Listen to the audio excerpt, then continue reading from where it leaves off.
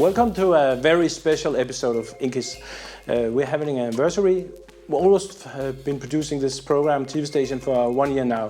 So Morten, we're going to celebrate it with a cavalcade of the best. So where's the champagne? Yeah, well, wait later. I have some surprises for you. Oh, really? But I was thinking, we are here in the new headquarters for INKISH. You moved to Roskilde. And you know, actually, it's west from Copenhagen, but Roskilde is world famous for its rock music festival. World's biggest festival of music, but now also famous for INKISH TV. Yeah, that's what I was thinking. Probably will be. In this first episode, I think we should take a look at machines and technology. Sounds nice. We love the machines, right? Love the printing machines, yeah. Yeah. So, but I was thinking now we've been doing this for almost a year now. So. And we are spreading knowledge about the graphic and printing industry. So, what's the status after 1 year? What do you think about how is the printing industry? The printing industry is moving forward right now. I think that for the viewers that come from everywhere in the world, they will see the so-called crisis has been from various points of view. I think in the Middle East there's no crisis, everything is just moving forward and fast. In Europe it's been slow, but I think it's gaining a little bit more market right now. So I think that when it comes to the industry's health, it's progressing. Maybe you remember you spoke to that guy from GAF in GASC in. Yes, in Chicago we were at the Graph Expo, and I think the American business is not as hard hit by the financial crisis as the European market. For yeah, because he sounded like okay, that's moving. Well, he's supposed to be positive. He's the organizer of this big fair. Yeah, but probably would be difficult to get exhibitors if you think, but it's just going like this, right? Yeah. But we'll get back to that because we also visit Golf Print and Pack in Dubai. That was nice. You remember? Yeah. Yes, of course. But I was thinking the first thing, technology. We should have a look here. Something here for. Do you remember this one? Oh yeah, that was so awesome. Yeah. You remember? You say a golf, but this was from that was from Sweden. Yeah. Yeah. What is it? Yeah, this is a quite cool packaging that actually award-winning from GAF's Karton in Sweden. This one is, I mean, maybe it's not so easy to see here, but it's quite unique. It consists of 2 layers of cardboard. And it's we have another camera here. You can push it forward there. You can see that it's very, very fine in the details of the die cut. And that's because it's not a regular die cut. This is actually laser die cut by the Hicon Euclid machine. And the reason why we went to GAF's Karton was that was the first installation in Scandinavia. So this is I think you should take a look at cool. Lasse Svärd from GAF's Karton. He's telling about his company. Yeah. Let's have this in here.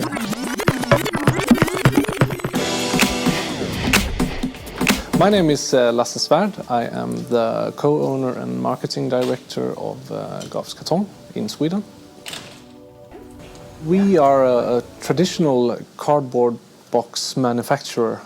We make consumer boxes in a solid carton and in thin flute,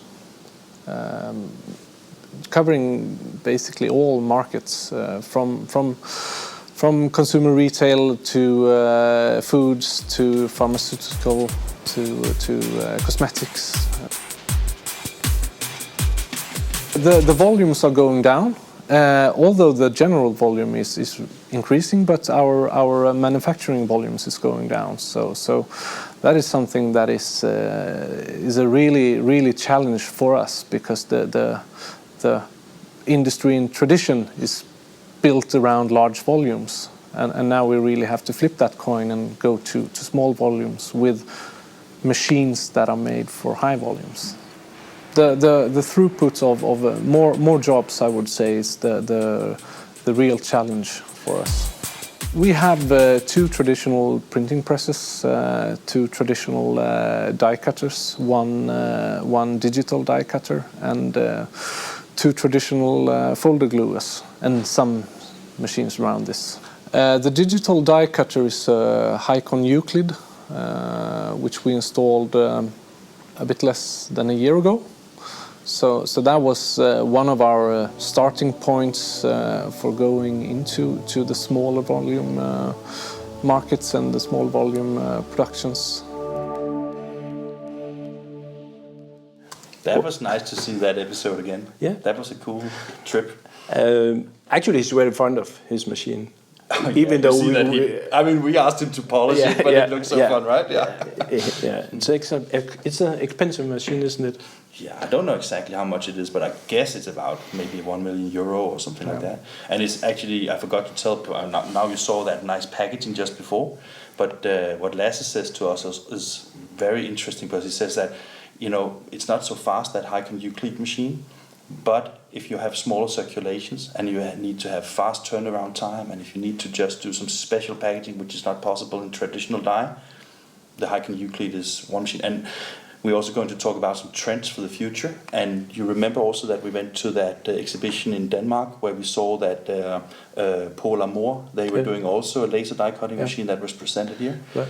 So there is a trend of producing smaller volumes, right? Yeah, precisely. And that is also why, I mean, we're going to talk about digital versus offset as well during the show here. Let's do that. But the high nucleate was a fantastic, I think it was a great visit. I mean, there was a very friendly company, and they produced really nice products as well. Inspiring. Yeah. But I have some more I'd like to show. That's from some other companies, very renowned, famous, big companies in the printing business. Let's have a look at these.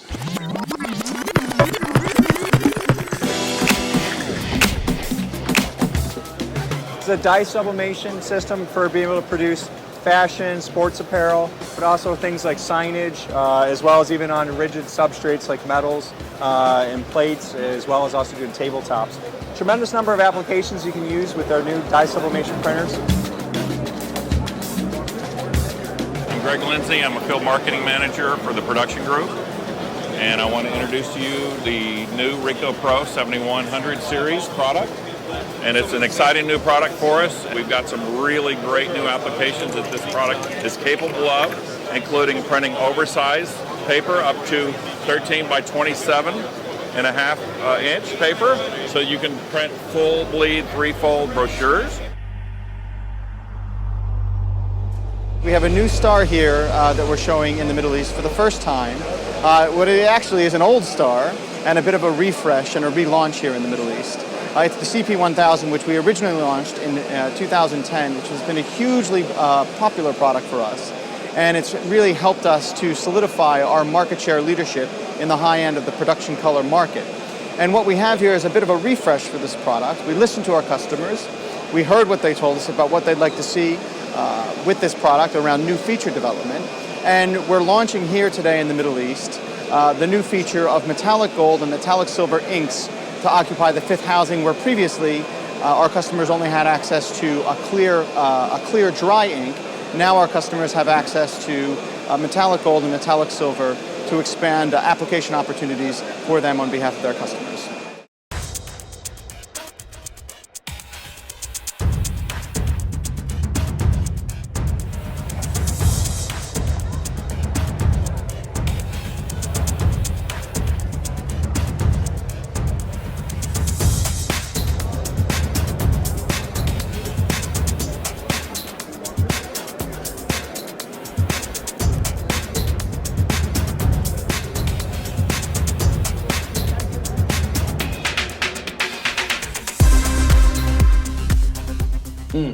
Graph Expo. Yes, that's some of the big companies, of course, Epson, Canon, HP, and Xerox. Yeah, but now I'd like to take you to Germany. Yeah. Germany is known for actually KBA. Yeah, and Heidelberg. And Gutenberg. Yes. And a lot of other bergs. Of course, but I was wondering, I think you should have this, because can you remember what happened when we were in Berlin? So I see if I have any coins. That's for you. Do I remember anything from Berlin? So what's the problem going around in Berlin? You have to pretend it's euros. This is the new €5 coin, So, actually from Sweden. So yeah, what happened in taxi? When we were in a taxi, you had some problems. Did I? Yeah, I can't don't remember. No. What they take no credit cards. That's true. Yeah. So next we time had to walk around in Berlin. So you honestly believe, Nils, that next time we go to Berlin, which is by the way in January, we're going to visit a very nice printing house, Königsdruck. Yes. you believe that we can get around with 3 euros and 5 Swedish kroner?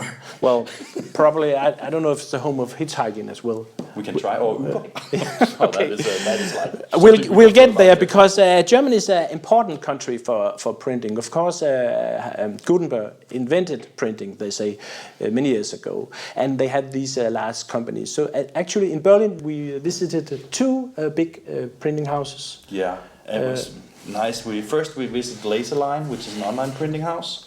And then we also visited Hinem and Druck, Yes. which is it's kind of more traditional printing house. But I think that what made that visit very interesting to me was that they have a 5 years business plan that in 5 years they expect to have 50% of the turnover from digital production rather than from traditional offset. Which is, I think that a lot of you printers out there might recognize this as a very ambitious plan for the converting your traditional business to digital printing. So, and that was interesting. And at the other time, when we went to Laserline, they have gone in, maybe not, they also digital printing house, but they have like 10 offset printing machines, and they're using gang print and online sales. And I think it was both the visits were very, very interesting. Let's get back to the problems or the issue about digital versus offset. Let's have a look at Heinemann now. Yeah.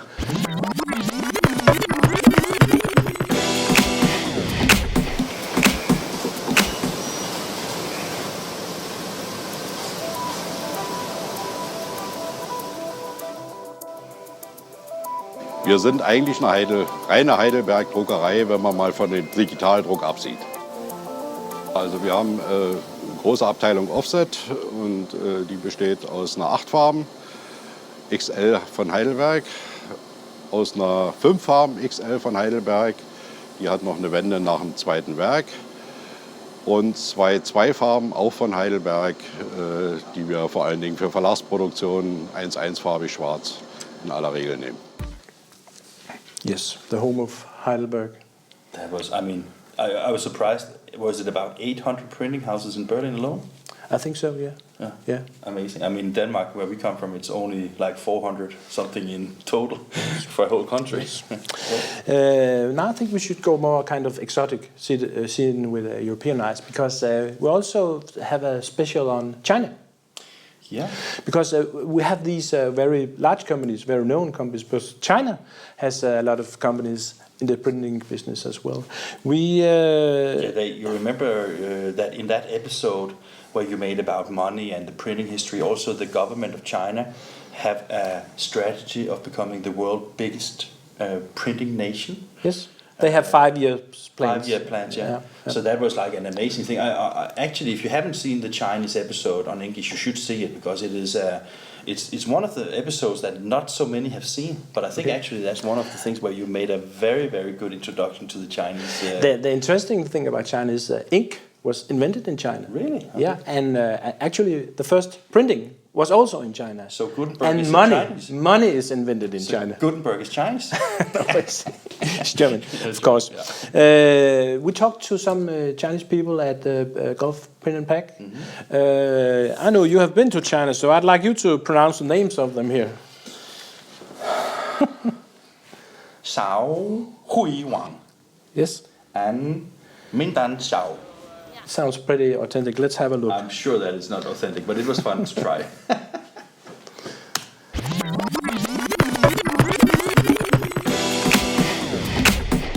And for us, we need to be more international. So we need to accept the international standard. So we will improve step by step and make us to meet the requirement of European and American. Yeah. China machine. Good. Fast speed. Actually, for packaging machines, I think it's growing, because now labor costs in China day up. Yeah, different as before. Now in China, domestic market is also very good. Yes, the labor cost is higher and higher, and a lot of companies and factories choose to buy machines and fully automatic machine, packaging machine. So the machines, I think, very good. Yeah.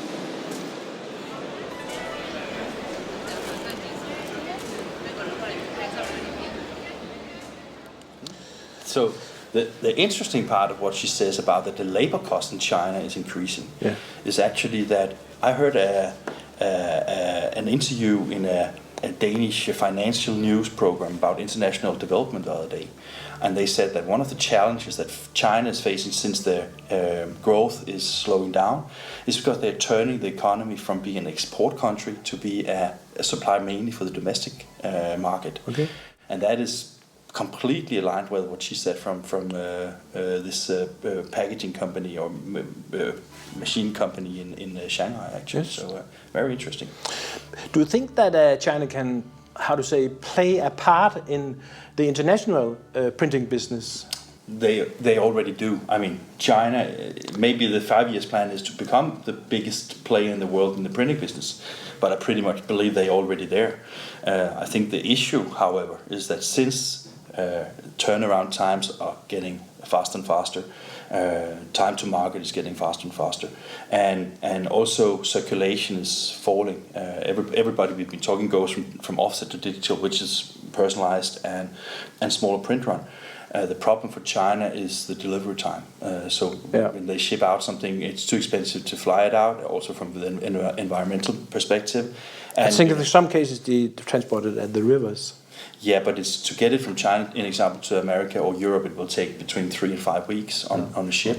And I think that most customers can't wait that time. So I think where they have a much bigger future when it comes to international print is maybe that they still supply a lot of electronics and a lot of commodity products where packaging is needed and manuals is needed and all these kind of paper-based products is needed, which will then be packed and sent together with everything else. I don't think too many book publishers and magazine publishers or daily users of print will buy too much in China, unless you live nearby, of course. Oh.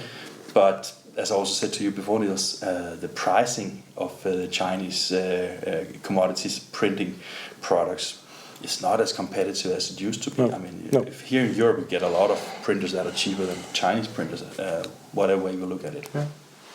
Well, business and money, that should be the next issue, because we covered some big companies, we covered small companies. Some companies want to make growth, some printing companies might be old and have lived for years and sold it to some investors, and they have new and young CEOs who make different stuff. And we also visit some small companies which maybe only have like 10 employees, and they don't want to grow too much. So let's have a look at some of these companies.